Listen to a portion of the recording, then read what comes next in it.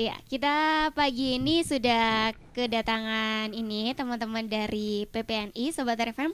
Seperti yang sudah Niken bilang tadi, pagi hari ini kita bakal ngobrolin ya tentang obesitas pada anak. Nah, ini saya sudah kedatangan dua narasumber yang masih di sebelah kiri saya ya. Bisa dikenalkan dengan Ibu atau Mbak siapa gitu. Iya. Ya, nama saya panjang ya Mbak ya. Oh. Iya, iya. Nama saya panjang, yaitu Catur Prasastya Lukita Dewi. Iya. Jadi kalau di kantor saya dipanggil nama Catur. Iya. Iya. Bu Catur apa Mbak Catur? Mbak aja. Oh iya, Mbak saja. Ben kelihatan lebih muda gitu ya. Iya. Iya, terus Mbak yang satunya? Kalau saya Siti Indatul Laili, Iya. biasanya dipanggil Bu Siti kalau di kampus, tapi sebagian juga ada yang memanggil Indatul. Oh iya. Tapi Sama khususnya untuk di sini mungkin bisa dipanggil Mbak aja sama dengan Mbak Catur ya. Mbak Catur sama Mbak Isna. Indatul. Mbak Siti aja ya, Iya. Mbak Siti. Ya, dan yang pasti buat Sobat RFM yang pengen tanya-tanya bisa langsung ya di 3-nya 4 kali 94 atau lewat SMS di 081234594400. Silakan diketik dulu formatnya JM pagar nama pagar L atau P pagar usia pagar alamat pagar pertanyaan Sobat RFM apa. Di Facebook juga silakan di RFM Spasi Mojokerto atau Twitter @RFM Mojokerto. Nah, kalau kita ngomong soal obesitas, ini kalau bahasa awamnya ini kira-kira seperti apa sih obesitas itu? Silahkan, terserah. Jadi obesitas itu beda ya Mbak ya dengan overweight ya.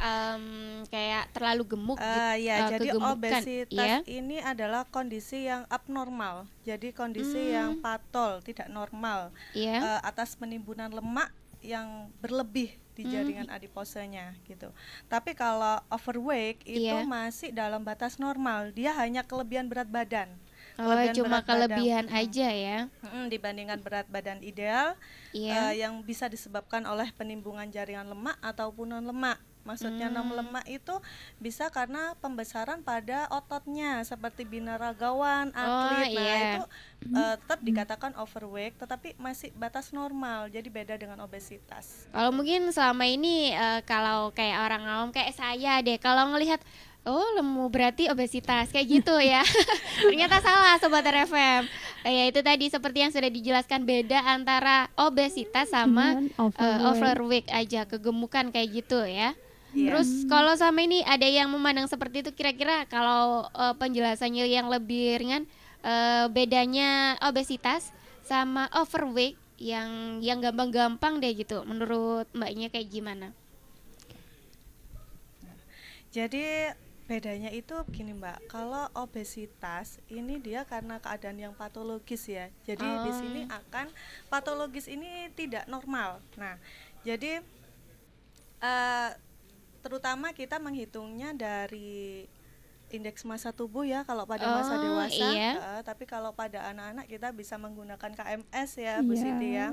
Untuk yang usia kurang dari 5 tahun atau 5 tahun ke bawah ya. Kita bisa pakai ke KMS setelah usia 5 di atas 5 tahun, 6 tahun ya, kita bisa menggunakan indeks massa tubuh atau body mass index. Dari berat badannya itu ya. Ya. Kemudian iya. Nah, ada juga gejala-gejala klinisnya gitu. Jadi obesitas ini punya gejala khusus seperti itu ya. Tanda dan gejala yang tampak pada anak yang jadi kelihatan obesitas banget gitu ya. Nah, salah satunya mungkin bisa ini di yang paling kelihatan kalau anak ini ini obesitas, atau cuma anak ini cuma sekedar gemuk atau overweight tadi ya. Iya. Seperti apa untuk tandanya? Untuk tandanya berat badannya lebih ya. Dari Terutama berat badannya itu lebih kalau mungkin pada anak-anak itu kalau berat badan ideal kan pas di KMS itu di garis hijau. Ini sudah melebihi garis hijau, bahkan berada di garis kuning yang bagian atas itu. Jadi itu yang paling gampang itu tadi ya, biar jangan sampai nanti udah obesitas belum ngeh juga. Itu tandanya itu tadi pada ya. Intinya kemudian kita harus juga bervariasi juga Mbak.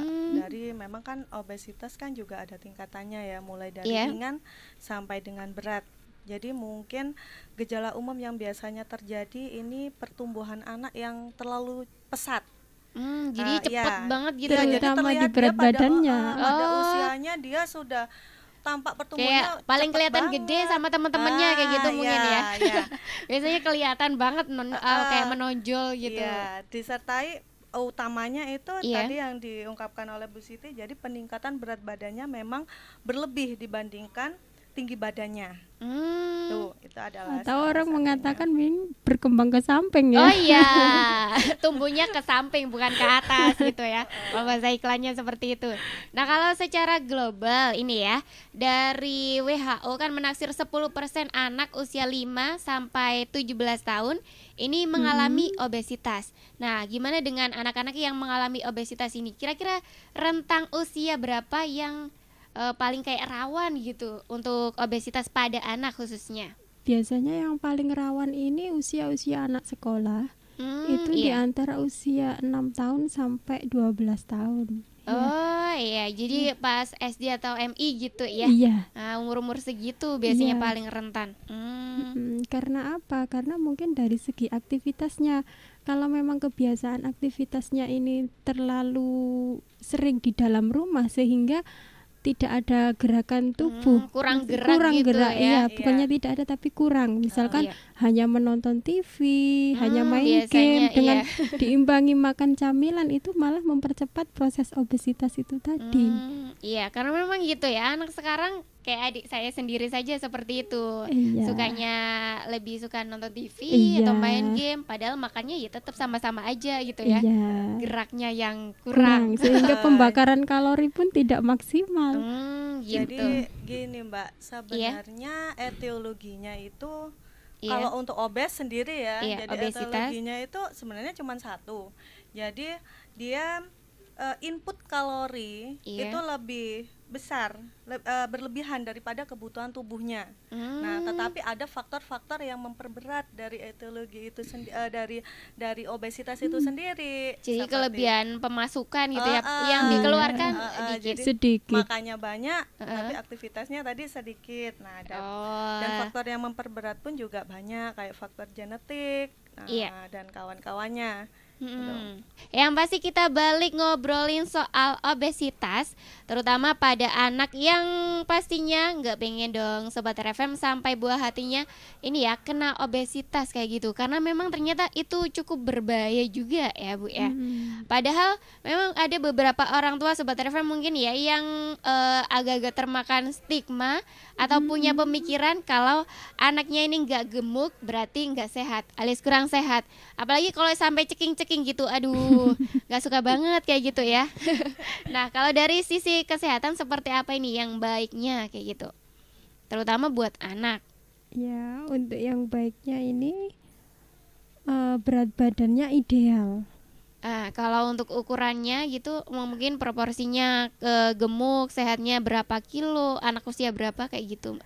Ya, berat badan ideal itu maksudnya tidak terlalu kurus juga tidak terlalu gemuk. Mungkin kalau lebih mudahnya kita bisa memantau melalui KMS kalau memang usianya itu kurang dari 5 tahun. Masih suka ke posyandu kayak gitu ya, ditimbang itu. Dan ini kalau bisa seharusnya orang tua ini selalu memantau pertumbuhannya anak, terutama di berat badannya. Ya. Iya, karena memang kalau selama ini mungkin ngelihatnya yang penting agak mentekan dikit gitu gak apa-apa ya. Yang penting gak ceking-ceking banget kayak gitu. Atau malah pengennya sing lemu ben ngetokno kalau ngasih makan tiap hari kayak gitu biasanya itu. Justru malah yang terlalu gemuk ini sangat berbahaya sekali bagi anak. Malah berbahaya ya. Dapat menyebabkan anak ini semakin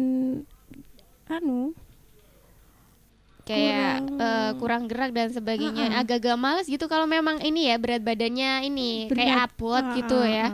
malas gerak, malas main, jadi kayak gitu. Makanya bisa dipantau melalui KMS itu tadi. Kalau memang berat badannya masih di dalam garis hijau, itu bisa kita katakan sebagai berat badan yang ideal. Masih ideal. Tapi kalau seandainya berat badannya ini sudah di atasnya atau di bawahnya atau berada di garis kuning itu sudah pada batas waspada. Gitu. Kayak gitu. Nah, untuk kayak tanda-tandanya sendiri kalau anak ini udah mulai obesitas atau masih belum, masih gak apa-apa, masih bisa ini ya, masih normal lah kayak gitu. Nah, kalau obesitas sendiri tanda-tandanya kayak gimana? Kalau obesitas itu sendiri tandanya itu yang paling kelihatan adalah peningkatan berat badan yang begitu pesat, cepat gitu ya, cepat dibandingkan tinggi badan, sehingga anak itu tampak melebar. Iya, itu tadi tumbuhnya ke samping bukan ke atas gitu. Apalagi masih anak-anak ya. Iya, itu adalah tanda yang paling mudah dikenali oleh orang-orang mungkin yang belum paham tentang apa sih obesitas itu. Iya. Jadi, itu yang paling kelihatan. Mungkin bisa saya tambah ya. Jadi obesitas ini kan tadi kan yang rentan 5-17 tahun ya. Tetapi sebenarnya bukan hanya di situ aja. Jadi itu juga bisa waktu bayi. Ya. Bahkan masih bayi juga riwayat, bisa kena. Riwayat pada kegemukan juga pada bayi. Nah, jadi obesitas pada anak itu pada bayi nanti juga akan mempengaruhi kejadian obesitas pada saat anak bahkan menjadi dewasa. Bahkan sampai dewasa juga bisa ke bawah jadi mulai gitu ya? dari bayi, nah kita kan perlunya posyandu dan pelayanan kesehatan yang memantau status gizi bayi ini penting. Jadi memang selain mungkin ibu di rumah juga bisa mengukur ya dengan misalnya dia usia 0-12 bulan itu bisa menggunakan rumus dari konvensional ya, berat badan idealnya jadi umur dalam bulan dibagi 2 ditambah 4. Sedangkan pada setelah usia 1 tahun sampai 10 tahun ini dengan usia dalam tahun dikali 2 ditambah dengan 8. Nah, setelah di atas itu kita bisa menggunakan indeks massa tubuh. Gitu. Jadi berat badan dibagi tinggi badan dalam kilogram, tinggi badan dalam meter dikuadratkan. Itu nanti akan keluar intervalnya. Jadi intervalnya. Biar lebih bisa ngontrol seperti itu ya. Jadi memang sekitar 26% bayi dengan status obesitas ini akan tetap menderita obesitas bisa anak sampai dewasa malah. Jadi gitu, ini ya. Kayak beruntun gitu, habis kecilnya terus nanti agak gede juga bisa masih tetap ini ya. Gitu. Nah, ini ada satu penelpon. Selamat pagi. Pagi. Dengan siapa di mana? Saya. Ini volume radionya bisa dikecilin dulu. Oke. Iya, dikecilin dulu ya. Udah. Mau nanya apa nih sama teman-teman dari PPNI tentang obesitas pada anak loh ya, bukan pada Faizin. Pada anak aja. Iya kan gini sih kan kalau yang bahas obesitas mungkin udah banyak ya. Kalau ini mau tanya ini kalau apa? Bahayanya obesitas itu. Lebih ke bahayanya ya. Iya kan. Kadang banyak yang tahu obesitas ini cuman kadang nggak tahu ininya bahayanya gitu kan. Ya terus kedua kalau ini mungkin ada yang udah terlanjur obesitas ya. Ada apa? Cara biar bisa kan berat badannya lagi gitu. Kayak menyetabilkan gitu ya? Iya. Iya. Terus ada lagi? Oke, udah itu lagi. Makasih Faizin. Makasih. Iya. Nah, itu bisa langsung dijawab. Kayak bayangin seperti apa sih? Karena memang selama ini kalau lihat ya udah gemuk aja, nggak apa-apa. Kayaknya lebih subur gitu ya. Padahal di balik itu juga ada bahaya tersendiri. Nah, seperti apa untuk bahayanya ini? Ya, jadi untuk dampak obesitas ini banyak ya, ada dampak klinisnya. Nah, dampak klinisnya anak ini dengan obesitas dia akan lebih memiliki tekanan darah dan denyut jantung ini lebih meningkat daripada dengan anak yang berat badannya normal. Nah, kemudian juga akan yang dinamakan dengan morbid obesity. Jadi di sini akan terjadi kelainan patologis pada organ tubuh. Sampai terjadi seperti itu ya, kelainan. Bisa meningkatkan insulin dalam darah, kemudian akan menyebabkan intoleransi glukosa. Kemudian juga bisa menyebabkan yang obstructive sleep apnea. Jadi henti nafas saat tidur. Sampai seperti itu. Aduh, kasihan. Apalagi kalau masih 10 detik sampai 2 menit bahkan mungkin lebih ya. Jadi ini akhirnya otak akan kekurangan O2 oksigen gitu ya. Sehingga nanti anaknya keesokan harinya bisa lebih mengantuk, sering pusing. Nah, ini disebabkan karena penyempitan jalan nafas karena penebalan jaringan lemak pada faringnya.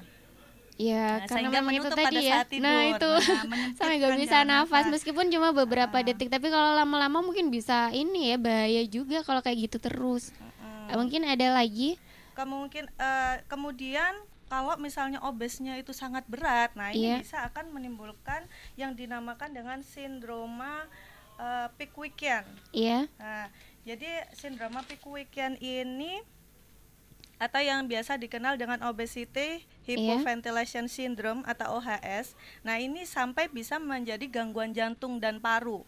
Parah banget. Nah, sehingga pernafasannya akan buruk, CO2 dalam darah juga akan meningkat. Nah, sehingga terjadi yang dinamakan hipoventilasi itu ya, jadi sesak nafas, ucat, bahkan bisa terjadi penurunan kesadaran. Itu kalau memang benar obesitasnya berlebih banget gitu ya. Nah, kalau sudah kayak gitu terus pengen berusaha buat menyetabilkan lagi berat badannya, itu kira-kira yang bisa dilakukan seperti apa? Ya, ini untuk bisa melakukan pengurangi berat badan, ini salah satu caranya itu adalah menyeimbangkan antara makanan yang dimakan dengan aktivitas yang harus dikeluarkan. Jadi diseimbangkan gitu ya. Kalau makannya segini, nanti aktivitasnya apa aja, di planning kayak gitu ya. Ya, terus kemudian kalau memang anak itu masih minum susu, coba dibatasi tentang ini susu full cream, karena di situ terlalu banyak lemak yang malah di situ ya. Karena biasanya kalau anak-anak kan memang ya dikasih susu. Iyalah, ini pilihlah susu yang sesuai takar atau yang rendah lemak. Itu. Terus kalau masih anak kecil ini kira-kira masih perlu diet kayak gitu nggak sih? Tidak perlu diet karena kalau orang dewasa kan kayak gitu ya. Kalau pada anak-anak ini tidak perlu diet karena apa? Anak masih membutuhkan makanan untuk pertumbuhannya. Jadi jangan sampai dikurangi gitu ya. Tidak diet, akan tetapi memberikan ukuran makanannya sesuai dengan aktivitas yang dikeluarkannya atau sesuai dengan kebutuhan tubuh. Jadi seimbang. Atau mungkin ngurangi nyemil gitu perlu nggak sih? Perlu sekali nyemil ya. Nyemilnya itu ya yang biasanya bisa diselingi dengan menyemil buah. Kalau buah bisa diarahkan ke gitu. Jadi kasihan ya kalau anak kecil harus diet ya. Jadi baik kita kalau orang dewasa langsung buah, diet ya gitu. Sayur gitu aja. Kemudian orang tua ya berperan penting untuk mengajak aktivitas. Nah, itu ya, apalagi sekarang kan senangannya ada PS ya, Mbak ya. Akhirnya sepak bola itu sudah tidak di lapangan lagi, di depannya. Nah, itu kita nanti kita coba ajak orang tua untuk mengajak lari-lari di depan rumah. Terus olahraga pagi ini gitu. Terutama ibu ya. Ibu atau ayah enggak apa-apa menyediakan menu yang sehat. Tidak membiasakan anaknya untuk makan makanan yang siap saji, fast food. Karena biasanya makanan siap saji ini rendah serat. Diharapkan orang tua itu bisa menyajikan makanan yang tinggi serat, atau makan ini buah-buahan ya. Nah itu tadi ya, buah, sayur seperti itu yang baik buat anak. Kalau memang harus makan daging, maka yang diambil adalah dagingnya, lemaknya dibuang. Dipilihin gitu ya. Dipilih yang dagingnya yang bagus. Biar bagus juga buat anaknya. Nah, satu lagi, Mas. Selamat pagi. Selamat pagi, assalamualaikum. Waalaikumsalam. Dengan siapa di mana? dengan Reni di Jombang. Selamat pagi mbak-mbaknya. Pagi. Ya, ini mungkin baru gabungan ya, mohon maaf. Iya. Baru dengeran. Baru dengerin maksudnya. Dengerin. Iya. Mau tanya apa nih Ren? Untuk kasus obesitas sendiri yang terjadi di bayi khususnya di Mojokerto dan umumnya di Indonesia ini presentasinya berapa persen mbak? Mungkin itu yang perlu saya tanyakan yang pertama. Yang kedua, untuk saya sendiri tinggi 176 itu idealnya berapa mbak? Dewasa berarti. Dewasa ini buat anak-anak aja. Enggak, untuk saya misalnya kan saya juga pengen tahu kan, pasti kan tahu gitu hitungnya rumusannya kan tahu gitu kan. Gitu. Apakah saya berat badan 90 itu 176, 90 itu apakah termasuk obesitas? Dan untuk anak-anak sendiri kasusnya di Mojokerto, Jombang, di Jawa Timur dan di itu berapa presentasinya ya? Biar tahu aja. Ya, terima kasih. Assalamualaikum. Waalaikumsalam. Nah, untuk seperti yang sudah ditanyakan, untuk presentasinya sendiri khususnya obesitas ya di Mojokerto dan sekitarnya ini seperti apa? Kira-kira saja. Jadi dari dari data yang pernah diambil penelitian dari mahasiswa kami, itu kejadian obesitas ya itu kurang lebih 76% ya. Wow. Itu banyak terjadi pada dewasa memang ya. Tapi kalau untuk anak-anak kalau untuk anak ini secara jelasnya mungkin kayak 50%-nya sampai gitu nggak sih, atau di bawahnya? Di bawah masih itu. Di bawah itu ya. Iya, karena kan anak itu kan aktivitasnya masih banyak ya. Biasanya gitu medet gitu ya, nggak mau ini. Terutama anak ini preschool ya. Biasanya gitu, anak-anak memang agak ini ya untuk aktivitasnya, meskipun memang ada beberapa yang lebih milih kayak nonton TV, terus main game dan sebagainya. Dan jenis kelamin juga mempengaruhi mbak, karena kan kalau pada wanita ya itu kan biasanya dia lebih memperhatikan tubuhnya, jadi dia tidak mau terlihat gemuk. Jadi meskipun tidak disuruh, akhirnya ada kesadaran saya tidak mau gemuk, akhirnya dia mengurangi makan. Dia ngontrol sendiri ya. Beda dengan laki-laki. Iya, kalau cowok agak-agak cuek memang gitu. Iya. Nah, sekarang sebagai closingnya, kalau dari tadi ini udah membahas tentang ininya ya, dampaknya, terus kayak presentasinya juga. Nah, sekarang yang bisa dilakukan sebagai orang tua ini ya, untuk mencegah jangan sampai anaknya ini terkena obesitas, apalagi mengingat ini dampaknya kayak gitu tadi, agak serem juga itu. Iya. Yang bisa dilakukan seperti apa? Yang bisa dilakukan orang tua untuk mencegah anaknya obesitas ini salah satunya orang tua harus memantau berat badan anak itu sendiri. Lebih perhatian ya, berat badannya juga harus dikontrol. Kalau seandainya kurang itu mungkin asupannya atau makanannya bisa ditambahi. Iya. Kalau memang kurang lebih ya itu harus lebihnya di mana kita seimbangkan. Kebutuhannya berapa?